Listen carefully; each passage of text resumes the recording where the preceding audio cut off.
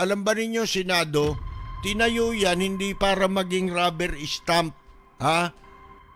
Tinayo yan Senado, hindi para gamitin ninyo sa pansarili ninyong ikabubuti sa pamamagitan ng pagdila sa tumbong. Rapid fire! Ayos ba, Bato de la Rosa? Sayang ang ulo nito, binigyan ng malaking ulo, walang laman. Yan ang nakapanghihinayang eh. Sipi mo, binigyan ng malaking ulo, napakalaki ng ulo ni Bato. Ang problema, kumbaga sa sa buko, wala pong laman eh, kahit uhog wala eh. Kasi ang sabi ni Bato de la Rosa, sorry, tanong mo lang, bakit po kailangan niyo pang apigilan yung impeachment trial itself? Hindi po ba kayo confident? Basahin ninyo yung laman ng resolution. Kasi makita niyo kung bakit. Nandun, self-explanatory. Nandun lahat. Nandun lahat. Just to clarify lang, ulitin ko lang po yung tanong. Kung pwede po sa position po ninyo, kung pwedeng i-dismiss yung impeachment complaint kahit walang trial yung Senate as an impeachment court. Basta, tingnan lang yung laman ng resolution. Basta, once nandito na yung articles of impeachment, obligado kami na i-tackle yan. Hindi mo sinasabi na hindi i-tackle. Paano mag-dismiss kung hindi mo i-tackle yung articles of impeachment? Di ba? So sir, nandito na under consideration na dito. Pero sir, di po ba kayo confident na sa mga lawyers ni Vice President Sara Duterte? Confident ako. Sobrang confident ako. So ba't kailangan pa Bakit kailangan pa po i-dismiss? Why not let impeachment trial to Proceed. Sabi ko nga, yung time ang pinag-usapan, o saan tayo kukuha ng time? Sige. Kailan sinabi ni SP yung itatakil yan? 11. June 11. After June 11, pag 12, meron pa ba kami? 20th Kaya, 20th Congress. Pagtawid. May position dyan sa pagtawid is imposible.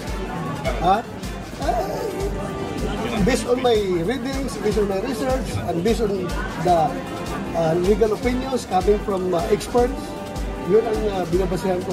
Mukhang malabo makakatawid. Binabanggit nyo na unfinished. Oo. Ang mga malabo, walang jurisdiction ang 28th Congress to act on impeachment na pinayang sa 19th Congress. At kung ano mang pinagsimula ng 19th Congress, it's not binding sa 28th Congress. Ano yung latest info niyo, sir? Ilan na yun nakapit? Secret! Tado. Ano lang ba mga itong Senado natin, mga kaibigan, para na lang naglolokohan tayo rito, Niloloko tayo ng mga binabayaran natin, at pinasusweldo natin. Ano ibig sabihin yan? Bahala na kayo mag-isip. Kamukha si Robin Padilla, nagpaplano. Manyika ni Duterte yan si Robin Padilla. Utusan at Choy ni Duterte. Kasi nga, wala namang alam, para magmukha siyang may alam, tinanggap niya yung pwesto na siya maging senador. Para magmukhang may alam siya, mga kaibigan, sa mga paggawa ng batas, at saka sa pagmamaniobra ng kapangyarihan dito sa Pilipinas. Hindi naman para sa mamamayan yan Sabi ko nga sa inyo, kung kahit na anong ganda ng konstitusyon, kahit sabihin mo pang tayo ang gumawa ng pinakamagandang konstitusyon sa buong mundo, paano mo magagawa yun? Halimbawa, ipagawa mo sa anghel. Di ba? Yung anghel ang gagawa ng ating saligang batas. At ang gagamitin niyang papel ang mga ulap sa kalangitan. At ang gagamitin niyang tinta sa pagsulat ng saligang batas ang Pacific Ocean. mga kaibigan, isipin ninyo, ang tanong, di ba, pinakamaganda na yun eh. Isipin mo, ang susulat, Anghel. Ang tinta niya, Pacific Ocean. May mas maganda pa ba ron? At ang papel na pagsusulatan, yung mga ulap sa kalangitan. Mga kaibigan. Wala na mas maganda ron. Pinakamagandang konstitusyon na yun. Isipin mo, Anghel ang gagawa, di banal yun. Di ba? Banal na banal ang sagradong sagrado ang saligang batas. Ito, tanong, sino magpapatupad? Si Duterte? Nalechi na tayo. Kahit sino pa, gaano kaganda yung konstitusyon, kung sila pa rin, mga kaibigan, wag na Sino? Si Robin Padilla? Mga kaibigan, sino? Si Francis Tolentino? Sino pa? Si Bato?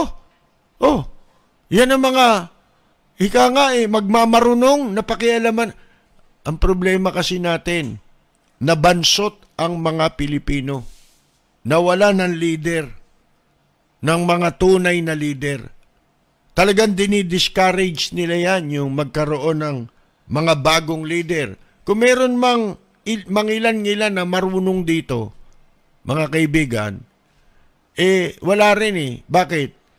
Ang nasa isip pagtataksil din sa bansa at sa mamamayan Ang dami sana may nakikita akong mga potensyal, pero wala, nasira na lang Bakit? Kasi pansarili rin dito puro nagmamagaling na lang. Wala ka na talagang masasabunot dito. Sa Senado, sa Kongreso, puro matatakaw na nandyan Mga kaibigan, mga wala pang alam. Di bali sanang matakaw, at least may nalalaman, at yung nalalaman nila, kahit papano, nagagamit para sa kabutihan ng bansa at ng mamamayan. Di bali nang maging matakaw. Tanggap na natin yun Yang pagnanakaw na yan, di mo naman masusupil ng lubos yan O ganap, mga kaibigan, na masusugpo sa mga bansa nga na matitino, katulad ng Japan. May magnanakaw din dyan Hindi lang ganito kagarapal, mga kaibigan. Hindi lang kasing takaw ng mga magnanakaw dito sa Pilipinas. Sa mga ibang bansa. Meron din yan. Pero, hindi makapal ang mukha nila. Nagre-resign sila. Mga kaibigan. Dito hindi. Huli na Gusto bida pa sila Gusto bayani pa sila ito, katulad si Duterte. Yung mga troll, yan ang pinakaiingatan nilang poon Tsaka si Sara. Kasi yun nga ang plano makabalik sila sa pwesto, mga kaibigan. Kaya, kung ako si Bongbong Marcos, mga kaibigan, hindi ako magtitiwala sa mga tao na yan. Nakabalik ka sa pwesto, pagyamanin mo na. Diba? Kaysa naman magdagdag ka pa ng ika nga sasagpang sa'yo. At tulad ngayon, nakita ninyo nangyari. Ang gulo, hindi ba? Kayo nagpapagulo sa gobyerno Talaga itong mag-amang ito, walang alam ito, kundi guluhin ang gobyerno Mga kaibigan, guluhin yung bansa member ng social insecurity system yung mag-amang yan na digong nyo. Tsaka yung anak niya. Mga yan membro ng SSS, Social Insecurity Service. Di ba?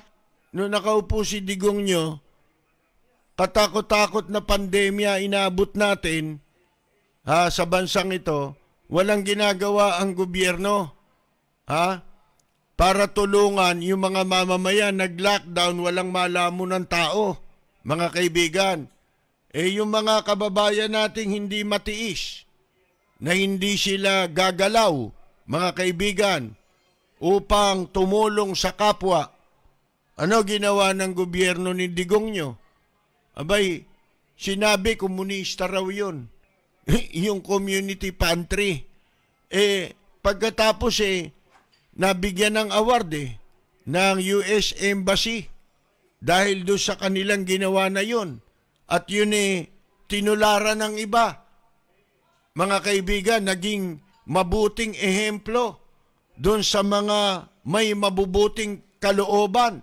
Galit sila na merong magpapakita ng dapat gawin ng gobyerno kasi mahahalata sila. Di ba? Katakot-takot pala yung winaldas na pera ng gobyerno sa ano tawag mo ron? Parmali. Parmali ba yun o parmalit? Mga kaibigan, kaya daw nagalit ang dinig ni Digong parmalit. Si Ka-Percy Lapid, bumabanat. Lapid Fire. Mga kaibigan, ito po si Percy Lapid. Maraming salamat at magandang gabi.